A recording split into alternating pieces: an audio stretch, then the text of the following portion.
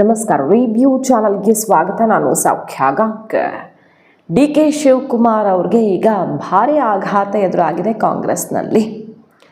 CM ಆದ ಬಳಿಕ ಡಿ.ಕೆ. ಶಿವಕುಮಾರ್ ಅವ್ರಿಗೆ ಇದು ಬಿಗ್ ಸೆಟ್ ಬ್ಯಾಕ್ ಆಗಿರೋದು ಏನಾಗ್ತಾ ಇದೆ? ಹಾಗಾದರೆ ರಾಜ್ಯ ಸರ್ಕಾರದಲ್ಲಿ ಒಂದು ದಿಕ್ಕು ಬದಲಿಸುವಂಥ ಬೆಳವಣಿಗೆ ಆಗ್ತಿದೆ. ಬರೀ ಕಾಂಗ್ರೆಸ್ ಒಂದೇ ಅಲ್ಲ ಸುದ್ದಿ, BJPಯಲ್ಲೂ ಒಂದು ಬಿಗ್ ಡೆವಲಪ್ಮೆಂಟ್ ಆಗ್ತಿದೆ. ಎರಡೂ ಬೆಳವಣಿಗೆಗಳ ಬಗ್ಗೆ ಡೀಟೇಲ್ಸ್ ಇರ್ತಾ ಹೋಗ್ತೀವಿ. ಮಿಸ್ ಮಾಡಿದ್ರೆ ನಮ್ಮ ಚಾನಲ್ನ ಸಬ್ಸ್ಕ್ರೈಬ್ ಮಾಡಿ, ನಿಮ್ಮ ಅಭಿಪ್ರಾಯ ಕಮೆಂಟ್ ಮಾಡಿ ತಿಳಿಸಿ. ವೀಕ್ಷಕರೇ, ಬಿಡದಿ ಟೌನ್ಶಿಪ್ ವಿಚಾರ ತೀವ್ರ ಹೋರಾಟ ವಿರೋಧಗಳ ನಡುವೆಯೂ ಹಠ ಹಿಡಿದಿರುವಂಥ ಡಿ.ಕೆ. ಶಿವಕುಮಾರ್ ಅವರಿಗೆ ಬಿಗ್ ಸೆಟ್ ಬ್ಯಾಕ್ ಆಗಿದೆ. ಈಗ ಸ್ವಪಕ್ಷೀಯರಿಂದನೇ ತೀವ್ರ ವಿರೋಧ ವ್ಯಕ್ತವಾಗಿರೋದು. ಡಿ.ಕೆ. ಶಿವಕುಮಾರ್ ಅವರು ಸುದೀರ್ಘ ಪ್ರೆಸ್ ಮೀಟ್ ನಡೆಸಿ ಕುಮಾರಸ್ವಾಮಿ ಅವರು ಕೌಂಟರ್ ಮಾಡ್ತಾರೆ. ಆದರೆ ಅಚ್ಚರಿ ಅಂದರೆ ಅವ್ರ ಪಕ್ಕದಲ್ಲಿ ಮಾಗಡಿ ಬಾಲಕೃಷ್ಣ ಅವ್ರು ಕೂರ್ತಾರೆ. ಅವ್ರ ಕ್ಯಾಂಪ್ನ ಕೆಲವು ಶಾಸಕರು ಮಾತಾಡ್ತಾರೆ, ಬಿಟ್ಟರೆ ಪಕ್ಷದ ಯಾರೂ ವಹಿಸ್ಕೊಳ್ತಿಲ್ಲ. ನೋಡಿದ್ದೀರಲ್ವ ಈ ರಿಪೋರ್ಟನ್ನು? ಸತೀಶ್ ಜಾರಕಿಹೊಳಿ ಅವ್ರು ನೋಡಿ ಏನು ಹೇಳಿದ್ದಾರೆ ಅಂತ. ಪಕ್ಷಕ್ಕೆ ಡ್ಯಾಮೇಜ್ ಆಗಬಾರ್ದು ಅಂತ ಎಚ್ಚರಿಕೆ ಕೊಟ್ಟಾಗಿದೆ ಅನ್ನೋದನ್ನು ಸೂಕ್ಷ್ಮವಾಗಿ ಹೇಳಿದ್ರು ಹಿಂದೆ. ಈಗ ಓಪನ್ ಆಗಿ ಹೇಳಿದ್ದಾರೆ, ಪಕ್ಷಕ್ಕೆ ಡ್ಯಾಮೇಜ್ ಆಗಬಾರ್ದು ಅಂತ ಹೇಳಿಬಿಟ್ಟಿದ್ದೀವಿ, ಉಳಿದಿದ್ದೆಲ್ಲ ಅವರೆಷ್ಟು ನೋಡ್ಕೊಳ್ತಾರೆ ಅಂತ.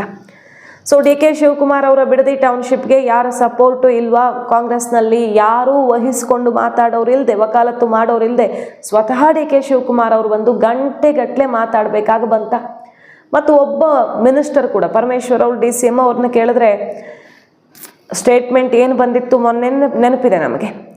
ರೈತರ ವಿರೋಧದ ನಡುವೆ ಬಿಡದಿ ಟೌನ್ಶಿಪ್ ಆಗಲ್ಲ, ಕೋಲಾರದಲ್ಲಿ, ತುಮಕೂರಲ್ಲಿ, ಬೇರೆ ಕಡೆ ಎಲ್ಲಾದರೂ ಆಗಲಿ ಅನ್ನೋ ಸ್ಟೇಟ್ಮೆಂಟನ್ನು ಅವ್ರು ಕೊಟ್ಟಿದ್ರು.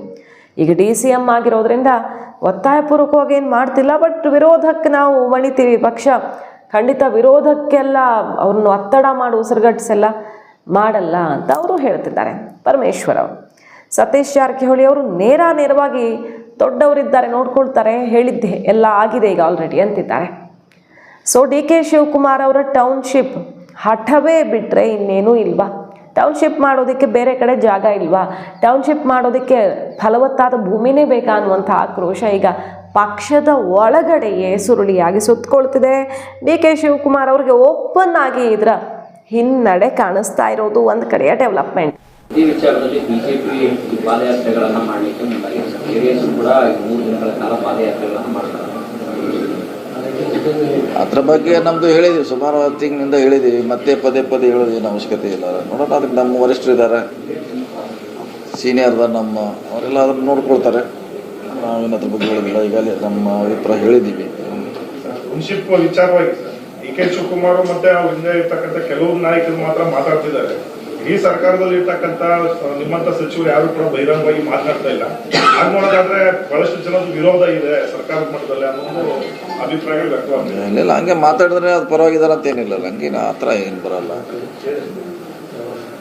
ಅದೆಲ್ಲ ಆದರೂ ಕೂಡ ಅದಕ್ಕೆ ಇದ್ದಾರೆ, ಹಿರಿಯರು ಇದ್ದಾರೆ, ಅವ್ರ ಮಟ್ಟದಲ್ಲಿ ಡಿಸಿಷನ್ ತೊಗೊಳ್ತಾರೆ. ಅದು ಕ್ಯಾಬಿನೆಟ್ ಅಲ್ಲಿ ಏನಾದ್ರು ಚರ್ಚೆ ಬರುತ್ತೆ ಸರ್? ಇಲ್ಲ, ಕ್ಯಾಬಿನೆಟ್ ಏನು ಬರಲಿಕ್ಕಿಲ್ಲ, ಸಹಜವಾಗಿ ಚರ್ಚೆ ಆಗ್ಬೋದು. ಅದಕ್ಕೇನು ಕ್ಯಾಬಿನೆಟ್ಲೇ ಆಗ್ಬೇಕಂತೇನಿಲ್ಲ, ಸಹಜವಾಗಿ ಚರ್ಚೆ ಆಗ್ಬೋದು. ಯಾಕೆಂದ್ರೆ ತುಂಬಾ ಡ್ಯಾಮೇಜ್ ಆಗ್ತಾ ಇದೆ ಅಂತ ಸರ್, ಸರ್ಕಾರಕ್ಕೆ ಡ್ಯಾಮೇಜ್ ಆಗ್ತಾ ಇದೆ.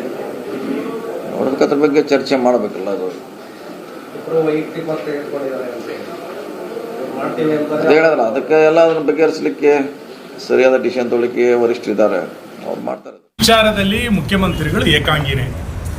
ಆರಂಭದಿಂದ ಆ ವಿಷಯಕ್ಕೆ ಸಂಬಂಧಪಟ್ಟಂತೆ ಮುಖ್ಯಮಂತ್ರಿಗಳನ್ನು ಸಮರ್ಥನೆ ಮಾಡಿಕೊಳ್ಳಿಕ್ಕೆ ಯಾವ ಸಚಿವರು ಕೂಡ ಮುಂದೆ ಬಂದಿಲ್ಲ. ಒಬ್ಬ ಮುಖ್ಯಮಂತ್ರಿ ನಿನ್ನೆ ಸುದೀರ್ಘ ಪತ್ರಿಕಾಗೋಷ್ಠಿಯನ್ನು ನಾವು ನೋಡಿದ್ವಿ.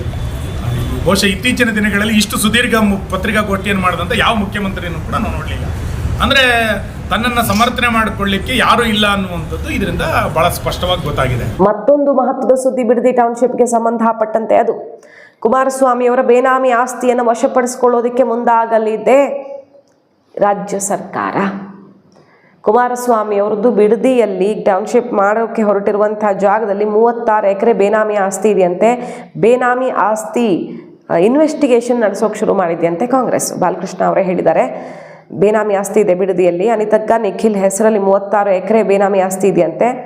ಹಾಗಾಗಿ ಅದರ ಬಗ್ಗೆ ಸೂಕ್ತ ತನಿಖೆ ಈಗಾಗಲೇ ಶುರುವಾಗಿದ್ದು 36 ಎಕರೆಯನ್ನು ಸರ್ಕಾರ ವಶಕ್ಕೆ ಪಡೆಯುತ್ತೆ ಅಂತ ಹೇಳ್ತಿದ್ದಾರೆ.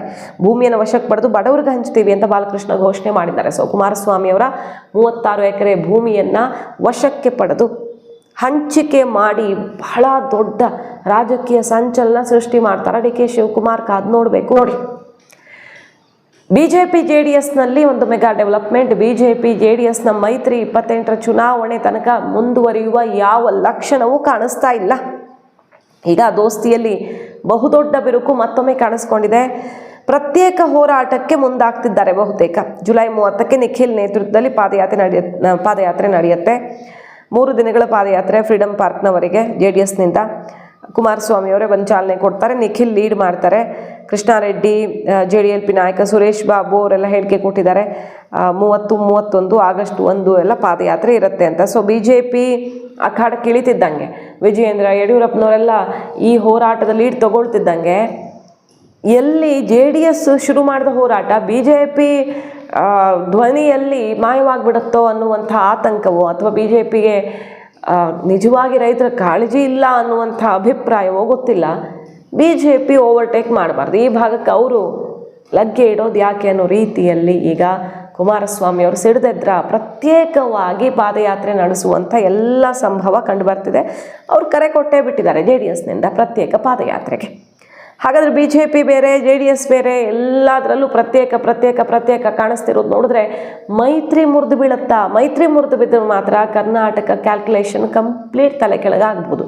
ಈಗ ಕಾಣಿಸ್ತಿರೋ ಥರ ಏನೂ ಇರಲ್ಲ. 28ಕ್ಕೆಲ್ಲ ಚೇಂಜ್ ಆಗುತ್ತೆ. ಕಾಂಗ್ರೆಸ್ಗಿದು ಒಂಥರ ಖುಷಿ ಪಡೋ ಸುದ್ದಿ ಕೂಡ ಹೌದು ಬಿಡಿ. ಜನತಾದಳದ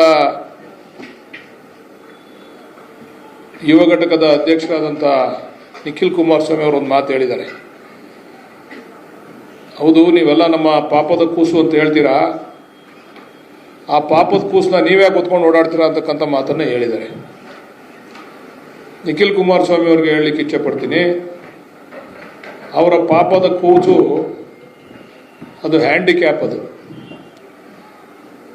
ಅದನ್ನು ಮಾಡ್ತಕ್ಕಂಥ ಸಂದರ್ಭದಲ್ಲೇ ಕೈಕಾಲೆಲ್ಲ ತಿರುಚಿಬಿಟ್ಟವ್ರೆ ಕುಮಾರಸ್ವಾಮಿ ಅವರು.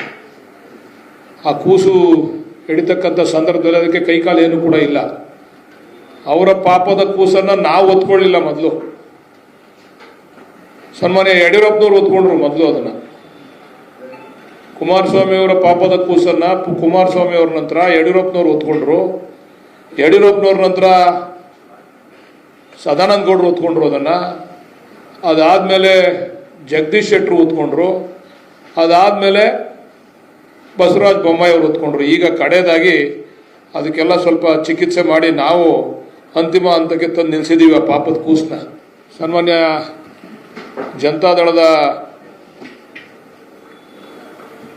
ಯುವ ಘಟಕದ ಅಧ್ಯಕ್ಷರಾದಂಥ ನಿಖಿಲ್ ಕುಮಾರಸ್ವಾಮಿ ಅವರು ಒಂದು ಮಾತು ಹೇಳಿದ್ದಾರೆ. ನಮ್ಮ ಬಿಡದಿಯ ಟೌನ್ಶಿಪ್ ವಿಚಾರದಲ್ಲಿ BJPಯವರು ಹಮ್ಮಿಕೊಂಡಿದ್ದಂಥ ಪ್ರತಿಭಟನಾ ರ್ಯಾಲಿ, ಯಾತಕ್ಕೆ ಈ ಮಾತು ಹೇಳ್ತೀನಿ ಅಂತ ಹೇಳಿದ್ರೆ,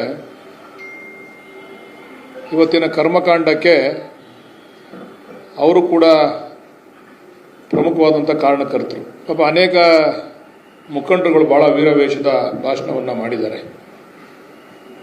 ಅವರೇನೋ ಪಾದಯಾತ್ರೆ ಮಾಡ್ತೀವಿ ಅಂತಕ್ಕಂಥ ಮಾತನ್ನು ಕೂಡ ಹೇಳಿದ್ದಾರೆ. ಪಾದಯಾತ್ರೆ ಮಾಡ್ತಕ್ಕಂಥದ್ದಲ್ಲ ಅವರು. ಬಿಡದಿ ಟೌನ್ಶಿಪ್ ಸುತ್ತ ಈಗ ಮೇಜರ್ ಡೆವಲಪ್ಮೆಂಟ್ಸ್ ಆಗ್ತಿರೋದು. ಮಾಹಿತಿ ಇಷ್ಟ ಆಗಿದ್ರೆ ಮಿಸ್ ಮಾಡಿದ್ರೆ ನಮ್ಮ ಚಾನಲ್ನ ಸಬ್ಸ್ಕ್ರೈಬ್ ಮಾಡಿ. ನಿಮ್ಮ ಅಭಿಪ್ರಾಯ ಕಮೆಂಟ್ ಮಾಡಿ ತಿಳಿಸಿ. Thank you.